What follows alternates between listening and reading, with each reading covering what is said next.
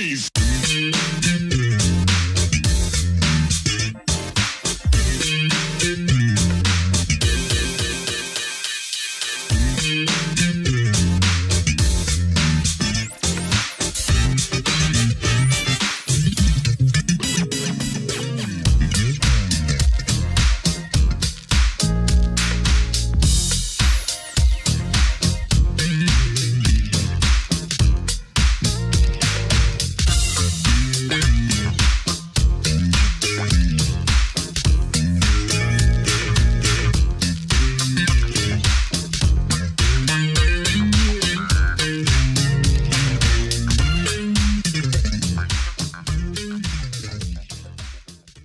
Hello and welcome to another edition of Truth and Rhythm. Brought to you by funkandstuff.net, this is the interview show that gets deep in the pocket with contemporary music's foremost masters of the groove. I am your host, Scott Dr. GX Goldfine, musicologist, creative arts journalist, and multimedia pro. Whether you're watching the video version of this show or the audio-only podcast version, I thank you so much for your continued interest and support in this show.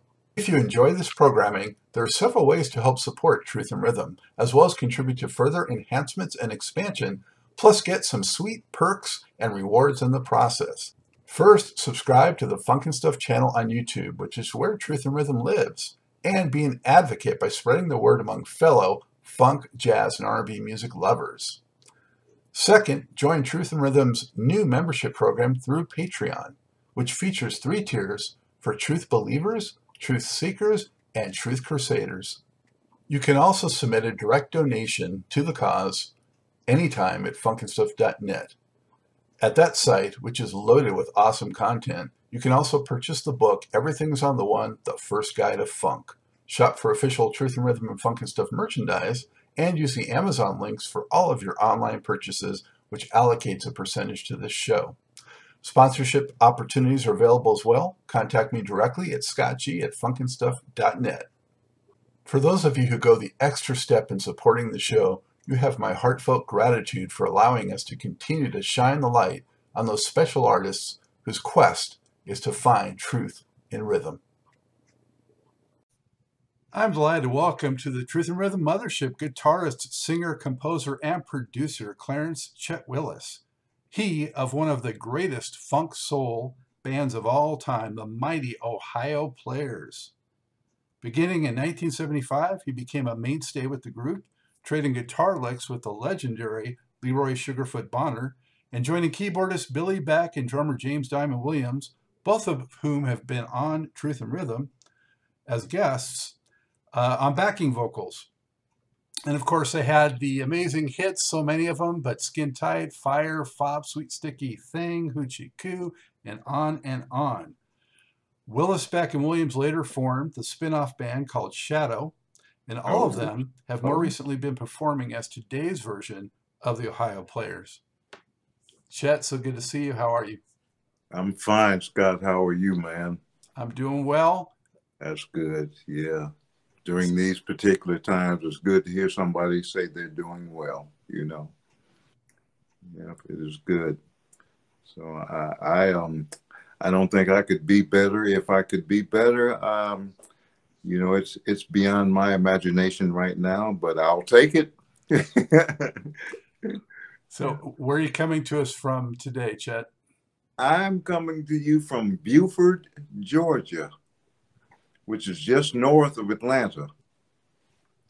Yeah, and actually, I just moved. My wife and we just moved here to Beaufort on January 1st. Actually, December 31st, and I woke up January 1st here in our new house. So, yeah, coming from Georgia.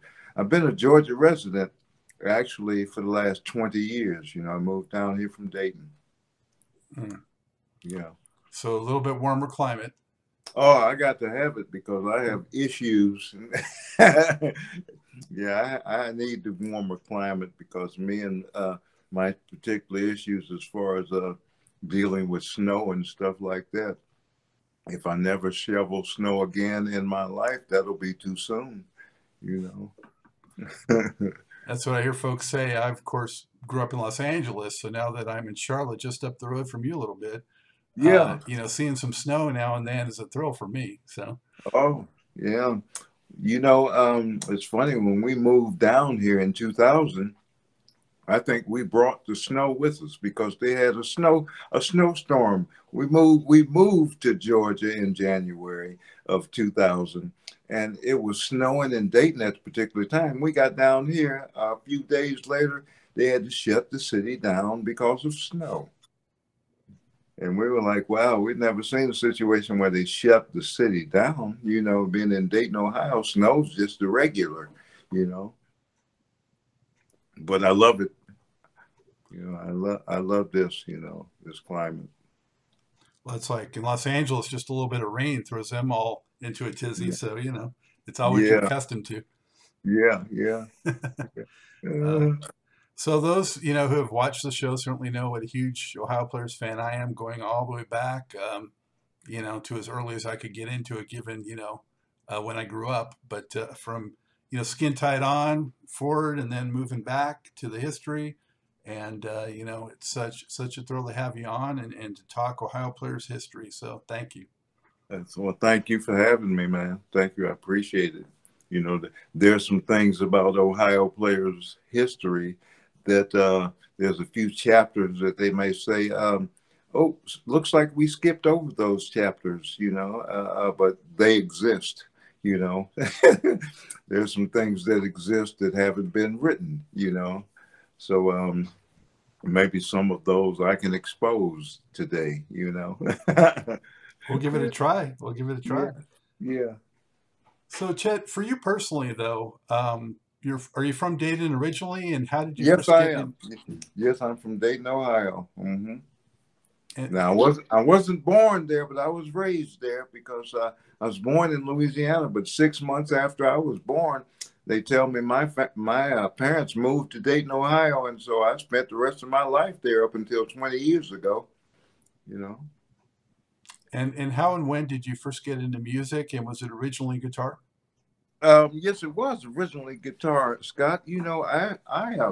I got into music at a very young age. There's I tell people this story that there used to be a TV show that came on years ago when we were kids in the 50s and 60s called the Mickey Mouse Club.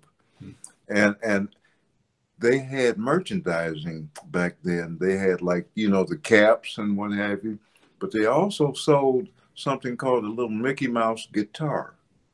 And my parents bought me one of those when I was about 7 years old. And I promptly tore it up. But then I didn't tear it up to the point where I couldn't actually, my bad, actually deal with it anymore.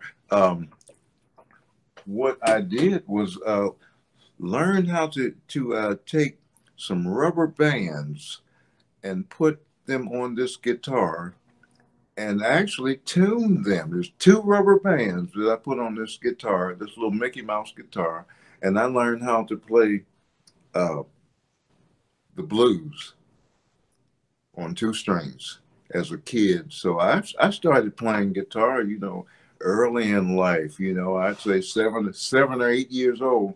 I was hooked. I think I came to this world wanting to be in music. So yeah, I was hooked. So, and they say as a derogatory term, a Mickey Mouse guitar. That's not the case for you. It worked for me, man. You know, you hear that term. Where'd you get that Mickey Mouse guitar? Well, yeah, I had one. I wish I had it right now because it would probably be worth something. Yeah. Yep, it probably would. But that's how I got started in this. So when did you get, your first, true guitar and really start getting deep off into it? You know, there was a friend of my dad's who noticed that he said, he used to tell my dad, he said, that little guy he's pretty good on that Mickey Mouse guitar there, that thing. And so this friend of my dad happened to have an acoustic harmony guitar, beautiful harmony guitar, and he let me have it. And the guitar was so big until, you know how the hump is in the guitar and what have you. I couldn't I couldn't. I had to play the guitar up near the front of the round on the body because I wasn't big enough to actually hold the entire guitar, you know. And I learned how that was my first actual real guitar that I ever had. And I was probably about 8 or 9 years old at that particular time, you know. But that started from that particular point on, you know.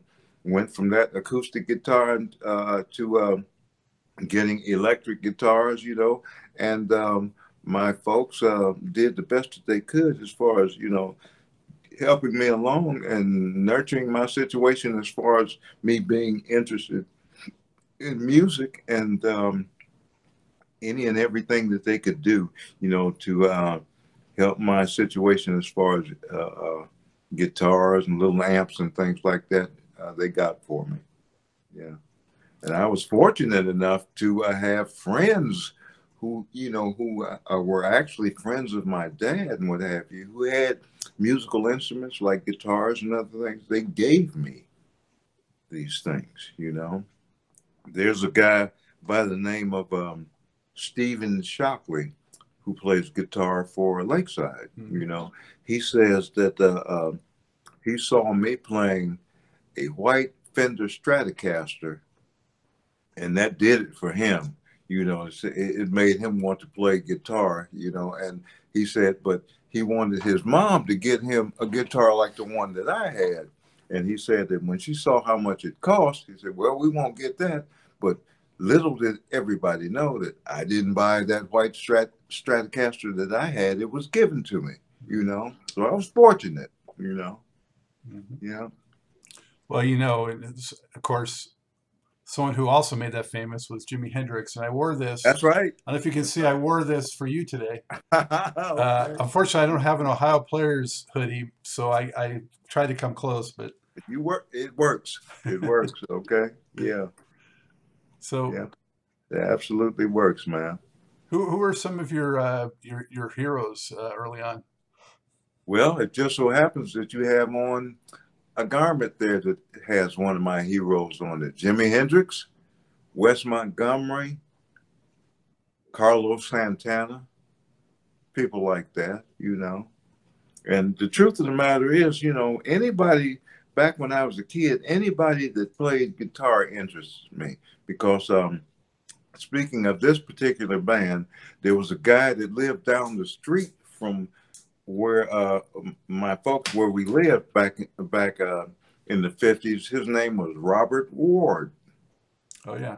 Yeah, and he played guitar, and I was extremely interested in a guy that played guitar that lived on my street. So Robert Ward, Sugarfoot for sure, you know, as far as influences and, you know, people that I would say were extremely influential in me dealing with playing guitar. But actually, by the time I had met Sugarfoot, I could already play guitar, you know, and he recognized that I could already play guitar. But, you know, after meeting him, it was like, man, this is the most underrated guitar player I have ever met in my life, you know.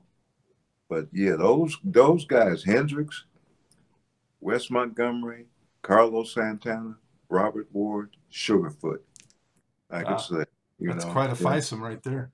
Yeah, yeah. So when you first met or heard Sugarfoot, like whenabouts was that? I think I first met Sugarfoot in 1968, somewhere around 67 or 68, because at the particular time, being in high school, we were fans of the Ohio Players. You know, some of the guys that went to the high school that I went to that happened to be in the band that I played in, and Diamond was one of those individuals. As a matter of fact, we were fans of the Ohio Players, and somehow I got to meet Sugarfoot, and we became real good friends. You know, and being friends that we were, you know, I would go by Sugarfoot's house and what have you, and we'd sit up and we'd, you know, talk guitar and music and play, and he'd show me things and what have you, And I mean, we just spent a lot of time together doing stuff like that. So it was about 67 or 1968 when I first met him. And so at that particular time, Diamond and I happened to be in a band in Dayton, Ohio called the Majestics, and that band, the Majestics, changed the name to the Overnight Low, and then they became Sun, the group Sun, But it's funny, that band, the Majestics, slash Overnight Low show band, they used to call us the farm team for the Ohio Players, because Diamond came from the Majestics, Marvin Pierce came from the Majestics, I came from the Majestics. Two of the guys that used to work for us as far as road managing and roading, you came from the Majestics. All of us, matriculated into the Ohio Players for some reason. I think they saw that we were some guys that wanted to be like they were, and they recognized the fact that these guys were serious, And so things, I guess, that particular situation, as far as growing up in Dayton, Ohio, first of all, was a thing that, as far as musicians was concerned, everybody wanted to be the best that they could, and we just had the opportunity to be able to get into the Ohio Players, Did the Majestics themselves ever cut any records? Yes, they did, but it was so long ago. I think it was back either. It's funny you should say that, Scott, because my wife and I earlier today, we were moving stuff in the garage, and we came across a 45 that we cut, the Majestics cut back in, I think it was 1970, and it was called The Witch Doctor Catches Jungle Fever. And actually, we hated the song, but we had to record it because there was a guy by the name of Henry Glover who actually signed us to our first publishing deal, back then. And he wrote this song for us, and we were like, no, we really don't like that song. But since it was going to be Henry Glover's song, and, he gave us the opportunity to record, that was the first 45 that the first and only 45 that the Majestics did, actually, because we, going through time, we changed our name to the Overnight Low Show Band and did a couple of things with Chess Records. And after that, things switched over. Diamond was gone. Marvin and Diamond had gone to the Ohio Players, and then around 74, I came along. So, I remember, I saw the band probably first time was around 75 in California, where I grew up, at places like the Shrine Auditorium and the Pasadena Civic Center, and some of those gigs. And I remember seeing you there. That's really where I first got exposed to you, and thinking, who is that guy? Because you weren't on the records yet. And that's right. And then being blown away because you could tear up that guitar. Well, thanks, Scott. But that's I think one of the reasons why they said they wanted to get me. I had been asked before by the Players if I would join their group, and I had turned them down because I felt like the Overnight Low, had a shot at doing something, and we did, because they became Sun, after I had left. But when I first got with the Ohio Players, there was a few years before people even knew that there was another guy, outside of the 7 guys that they see on the album covers and everything. There was another guy that played guitar, and for the most part, I was, like Billy said, I was hired, because Sugarfoot needed help, and they figured that they'd get some help from me, and I'm glad they chose me, in order to do that. I mean, like I said earlier, I was a fan from early on, so you know, the music and what have you that they were playing, I already knew it because it was part of what I wanted to do. So I knew their stuff, you know.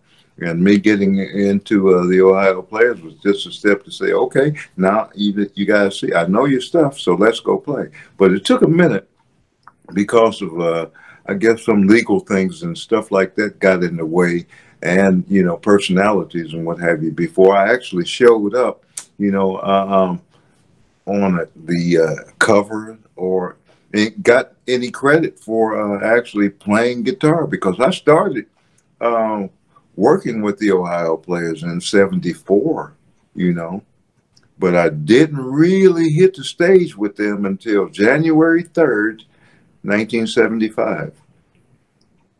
And what record were you heard on first? The first record that I was heard on was Contradiction. I don't have any credit, but that's the first record that I was heard on, you know, and the next record after that was Angel, and I had a picture, you know, people thought that picture was like a post-mortem picture of an individual because everybody else was on the cover. When you opened up the album and pulled out the sleeve, there was, you know, a picture like a postage stamp of me, you know, and this guy, who was, are we doing this, you know, posthumously for him or what, you know? But I remember seeing you on Mr. Mean, I think it was, and saying, yeah. "Well, I guess they made him official," you know? Yeah, yeah. Actually, on that particular album cover, our percussionist, Robert Kumba Jones, he made it on that album cover too, you know? Yeah. Both of us got with the Ohio Players actually to start performing in '75, you know?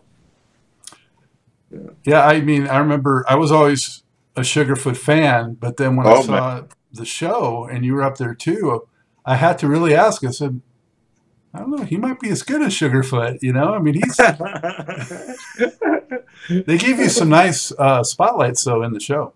Yeah, they did, you know, and you know, I'm grateful, you know, because one of the things that they did recognize when they hired me was the fact that, you know, the band that I came from, the Overnight Low, I was, you know, basically the main lead singer for that particular group, even though I never considered myself to be a singer. I always considered myself to be a musician. And I was, you know, the guitar player for years, since 1964, you know. So as far as getting with the Ohio Players and doing the kind of music that they did, I was already into that, you know. I mean, I think it was because of the fact that Dayton, being the kind of place that it was, you know, it's a Peyton place, you know, so to speak.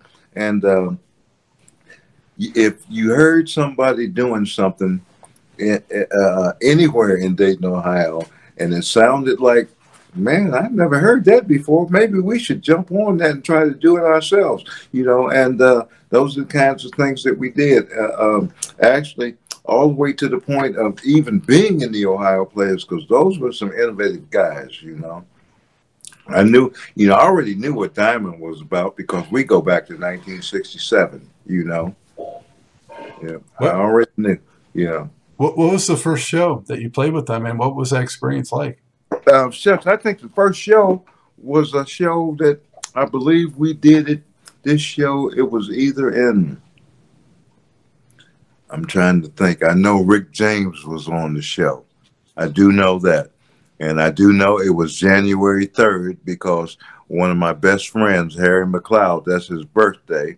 And he was working as one of the roadies in the band at the particular time also. I think that show was either in St. Louis or Louisville, Kentucky.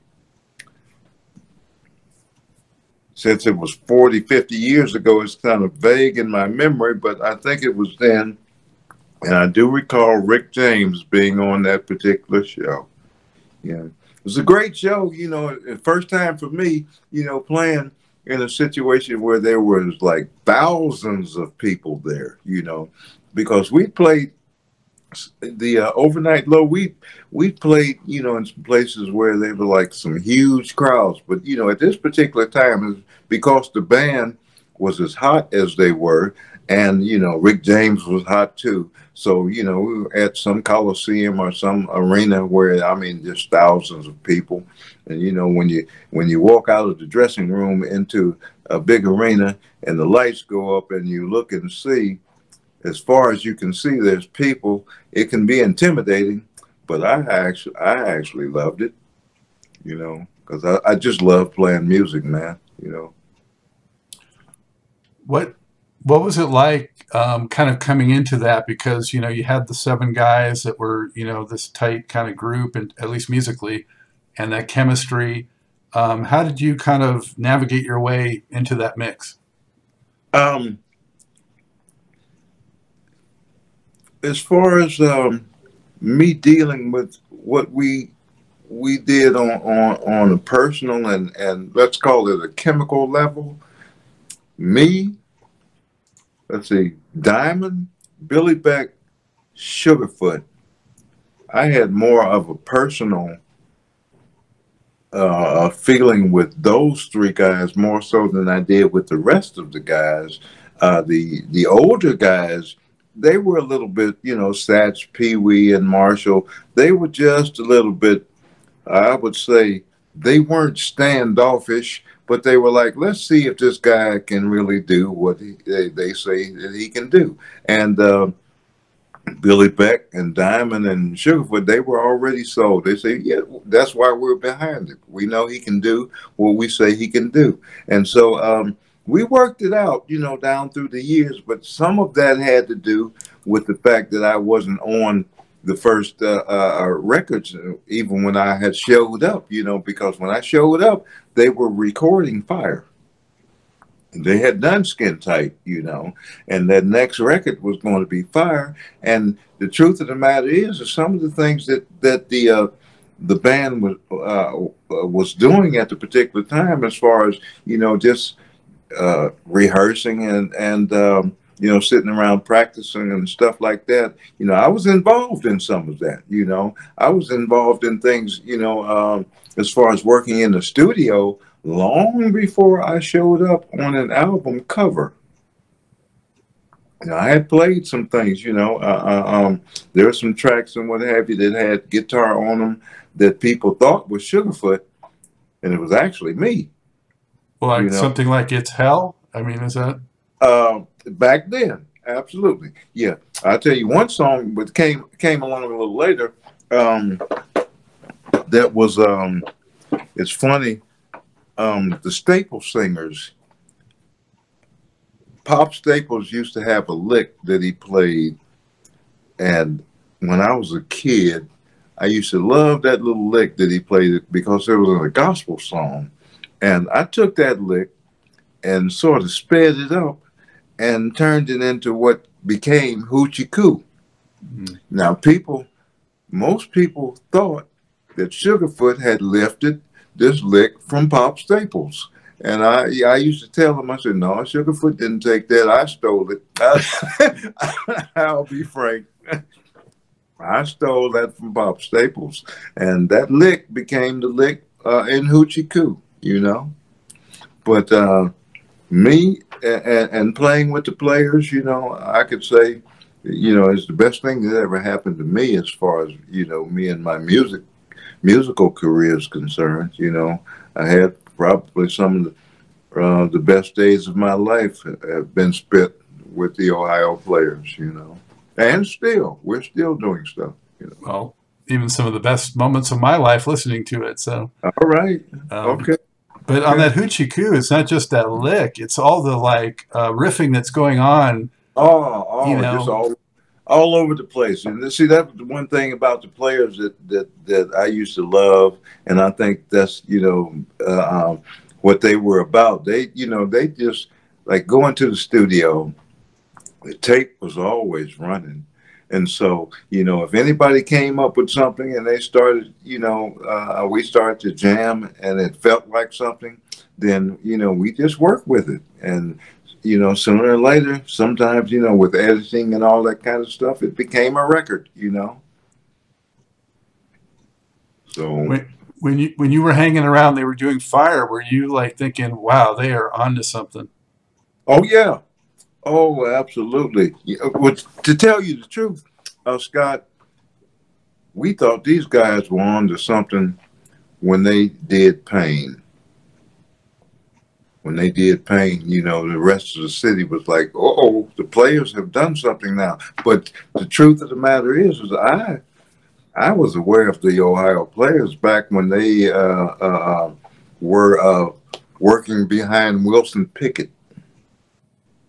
You know, the four original guys, I'm sorry, uh, Pee Wee, Marshall, and Satch, and I think Robert Ward at the time. They were working behind Wilson Pickett, you know, and I was aware of music that they had done before that huge Skin Tight ever happened, you know, because they had done 3 or 4 records that got released on Westbound, you know. And I was aware of all of those records, and the groups that I played in, we on occasion we would play a couple of those songs, you know, that the players had done.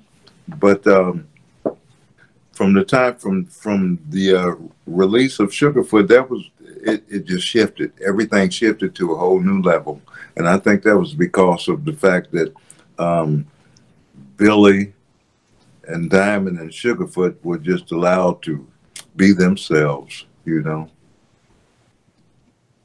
And what hellacious selves they are. Did you know Junie at all? Yes, I did. I went to school with Junie. Yeah, we went to a school called Roosevelt High School back in Dayton, Ohio. And Junie, I think Junie graduated from Roosevelt a year after I did. But Junie was a genius too, just like Billy Beck.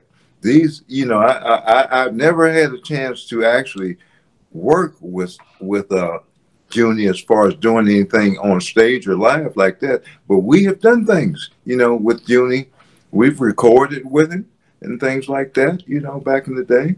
And I knew these guys, you know, like I said, Dayton was Peyton Place, it was a small place. So, you know, if you happen to be in the music business, and we all were, we considered ourselves to be, that, you know, we knew who everyone was, you know.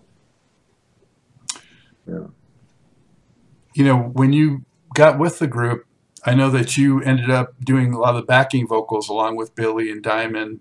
And, you know, that was along with Sugarfoot's incredible lead vocals, and sometimes Billy a little on the lead. I guess Diamond maybe a little lead. Even you did some lead from time to time. Yeah, yeah. As a matter of fact, I got pushed into doing a song on one of our records called Time Slips Away. Yeah. Jazzy Lady. Yeah. That was a situation where I wasn't expecting. Satch said, "Go out there and sing," and I was like, "Well, I haven't written the lyric or anything. Go out there and sing." You know? And that's the way they work. You know, they would say, "Hey, can you do so and so?" And the guy would say, "Yeah, I can do. Go out there and do it." You know, and it was like, "Well, man, I don't have any lyrics. I haven't even thought past me playing my guitar on this. I haven't thought of anything else."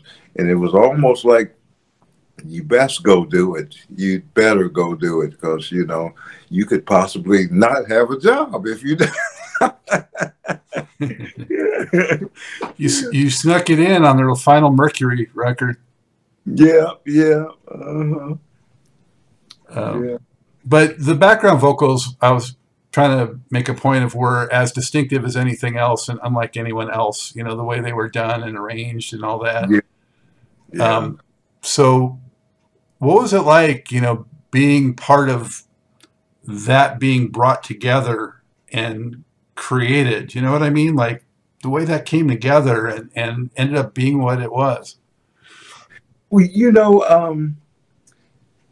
the fact that Diamond and I already had history, and working with Billy Beck, you know, far as us singing together, oh man, you know, we it was almost like it was meant to be, because we. It's funny. At the particular time, I could sing a Barry White bass and almost a Mariah Carey soprano. So I had a range, but like I said, I never considered myself to be a singer, but I had a range, and I could hear well enough to know when I was in and out of key, and so could Beck and Diamond and Sugarfoot, and there was never a time where they were saying like, Chet, you're not in key, you're not saying, we were always, we always happened to be able to hit right what it was that we wanted to do.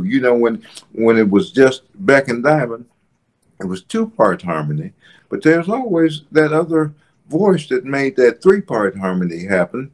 And when I guess when I got there, it just happened like that, and thank God that it did, I mean, I had a good time dealing with those particular guys because, they did everything as far as studio wise that I, really wanted to do. And we had a real good blend, of personalities and musicianship, Sugar had that habit of cupping his ear. Yeah. Was that just something that he had developed as a habit, or was he having a hard time knowing he was in tune? A lot of singers and musicians, we would notice back, Junie used to do this also. He'd stick his finger in his ear because you have a head voice and you have a chest voice, And when you put your finger in your ear, you can hear where you're singing, so as to be in key and what have you. And so I think Sugarfoot did that, just to make sure that he was on track and in key and doing what it was that he was supposed to be doing also. But we noticed that about singers and players back then, that if you want to hear what it is you're really doing, stick your finger in the ear and sing. You'll hear your head voice, Well, go ahead. Tell the people, tell the viewers what some records might be that you're on that maybe they wouldn't know. Okay. I'm on Hoochie Coo, of course.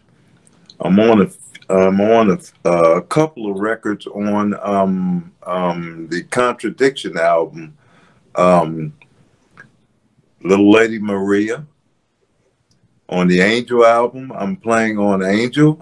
Basically, on the Angel album, I'm probably playing on every song on the Angel album, and several songs on the Contradiction album I'm playing on. Now, things that happen with Fire and Honey, I had the chance to go to the studio, but my particular things weren't tracked at the particular time, and that had something to do with the way Satch wanted things done. And as long as we were able to make music and go to work and, at least come home happy, that worked for me, But you could probably hear some of the most guitar playing that probably stood out is on Angel, because there's Angel is a long track, and there's some parts down through it where, Sugarfoot and I are actually trading licks back and forth, but people wouldn't know it because, we played just like we were one at times, Yeah, I was going to ask if there's a way that people might be able to kind of pick out, what might be you or what might be Sugar. Yeah, well, when Sugarfoot started to scat, you knew that was him, because they tell me I have guitar lips, but but I never scat, But when Sugarfoot was scatting, basically that was him, And I could basically we just, except for when Sugarfoot got into his jazz riffs, we were toe to toe, because when they talk about funk and, you know, the R&B and stuff, my blood, it's in my blood. You know, I could, you know, I was right up there with them, you know. Are you playing the rhythm part on like Soul Merry-Go-Round, or is that? Yeah, yeah. Mm-hmm. Mm-hmm. Yeah, absolutely.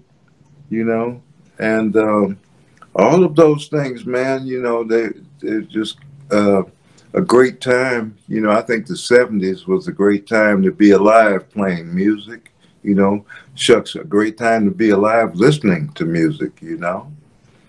And I'm so fortunate that, you know, that particular time in my life led me into that, you know. Do you have a show, one or two shows, or memories from touring with the Ohio Players in the 70s that stands out that, you know, like you'll never forget for whatever reason you could share?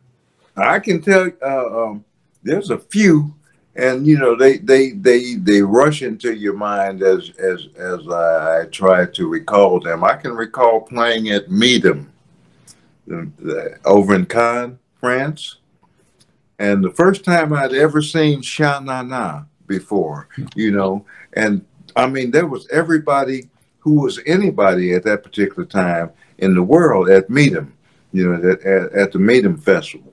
And playing that particular show was one that stands out in my mind because there were so many top-notch, number one, you know, entertainers that happened to be at that festival at that time. You know, another one was the rock concerts, Don Kirshner's, and you know, the Midnight Special, you know, stuff like that. We used to do. I know. I think early on when I got with the Ohio Players, early on we did the full, I think Midnight Special or Don Kirshner's rock concert. We did it at the Chicago University. I forget, it was up in Chicago at one of the universities. I don't know if it was Northwestern or something, but we did the entire hour and a half that night, and it was a blast. I mean, it was an absolute blast, you know. For one, being on TV, you know, because there's a few times that we've been on TV, but this was like, you got the whole thing tonight, you know. So that was great. That was one I could remember. I can tell you recently, there was a show that I can remember that really felt good.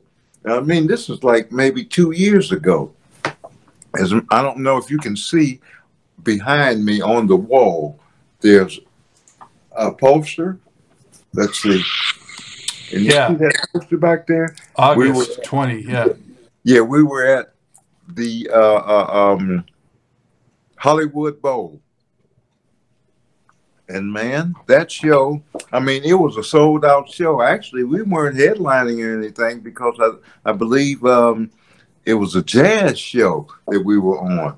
But that particular night, we took that show, you know, and it was great because, you know, you're looking in the Hollywood Bowl and, you know, we're doing I Want to Be Free. And it seems like everybody in the place had their lighter lit up. So it was just a sea of lights, you know, and it was like, man, this is great. I've died and gone to music heaven.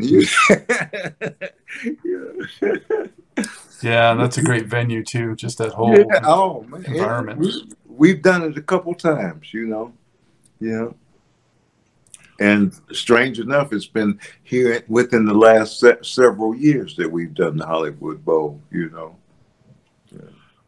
Chet, what can you tell us about a few of these guys, like a Sugar or a Diamond?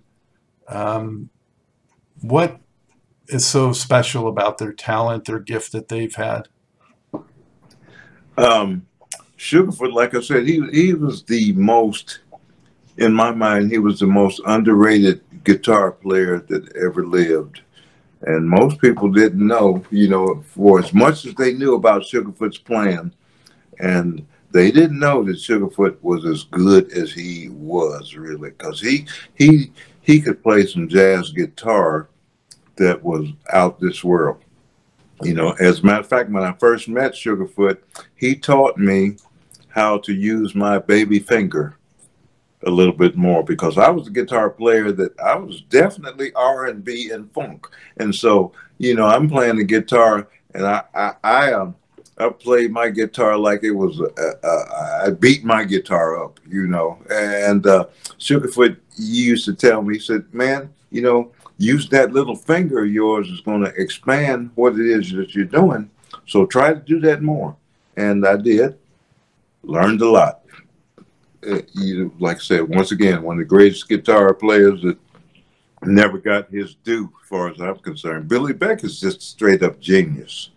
You know, he was, I mean, you know, he's classically trained and all of that stuff, but he's just a genius. I've never met a keyboard player, and I played with a lot of keyboard players, but I never met a keyboard player that inspired you.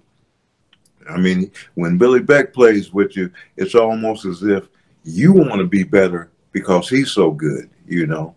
And Diamond, you know, Diamond and we go back a long ways. I've always known that Diamond was good, you know. He's one of those drummers. He's an ambidextrous guy. You know, I said, man, how can you do all these things, hands, feet, and sing? You know, how can you do that? He's a man that just comes out, you know. and great guy, you know, great guy. I mean, you know, Diamond and Beck and I, we formed that conglomeration that we called Shadow there for 3 albums, you know. Good time too, you know. These guys are some of the best guys as far as musicians that I know.